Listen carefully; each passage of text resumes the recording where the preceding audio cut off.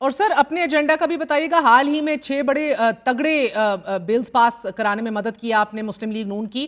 کتنی دیر سے مسلم لیگ نون نے آپ کو انگیج کیا ہوا تھا ان بلز کے حوالے سے؟ یہ تو آپ کو پتا ہے کہ کافی ٹائم سے یہ چیزیں چل رہی تھیں. ایک دفعہ جب 26th امینڈمنٹ ہے، ایک دفعہ وہ ہوئی تھی، we did not get the numbers, تو وہ فیل ہو گئی تھی. پھر دوبارہ دوسری اٹیمپٹ میں وہ پاس ہوئی. اور یہ تو سمپل بلز تھے، یہ کافی عرصے سے ان پہ بھی ڈسکشن تھی، مگر یہ کلیئرٹی نہیں تھی کہ کتنا ٹرم ہوگا، کیا ہوگا. وہ کلیئرٹی کچھ عرصے میں آئی ابھی. تو وہ اور ججز کی جو تعداد بڑھانی تھی اس کو تو ہمیں پتا تھا 26 امینڈمنٹ کے بعد کہ یہ بلز آنے ہیں جس میں ججز کی تعداد بڑھانی ہے، پریکٹس اینڈ پروسیجر کا بل آنا ہے، یہ ساری چیزیں آنی ہیں.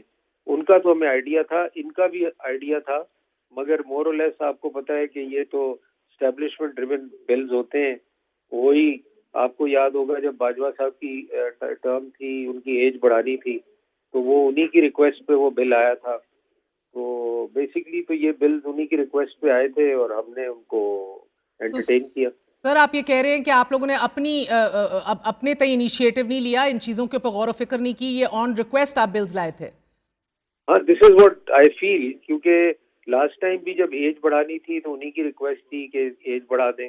اس دفعہ بھی انہی کی ریکویسٹ ہے کہ ٹرم بڑھا دیں. تو یہ ان کی اپنی ریکوائرمنٹس جو بھی وہ فیل کرتے ہیں they recommend to us and we usually don't have any objection to this. So basically you have no objections. اور جس طرح رضا ربانی نے کہا آپ لوگوں نے اس کے اوپر ڈیبیٹ بھی نہیں کی، اسٹینڈنگ کمیٹیز میں بھی نہیں بھیجا، غور و فکر بھی نہیں کیا کہ اس کے کیا اثرات مرتب ہوں گے نظام کے لیے، اداروں کے لیے، سیاست کے لیے. You were asked and you delivered.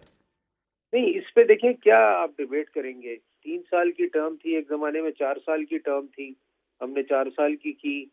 اب وہ 5 سال کی ٹرم کرنا چاہتے ہیں تو they want to have more longer term for the services chief.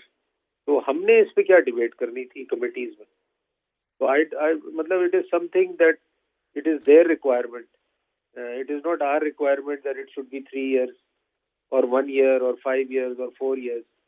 تو ہماری طرف سے کوئی اس پہ سچ کوئی ایشو نہیں تھا. بہت بہت شکریہ. سلیم مہنڈی والا ہمارے ساتھ موجود تھے.